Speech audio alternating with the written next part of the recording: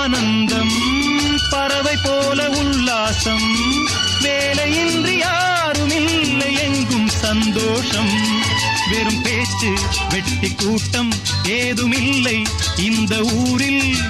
கள்ளம் கபடம் வஞ்சகமின்றி கண்ணியமாக ஒற்றுமை உணர்வுடன் வாழும் சிங்கப்பூர் அக்கரை சீமை அழகினிலே மனமாட கண்டேனே புதுமையிலே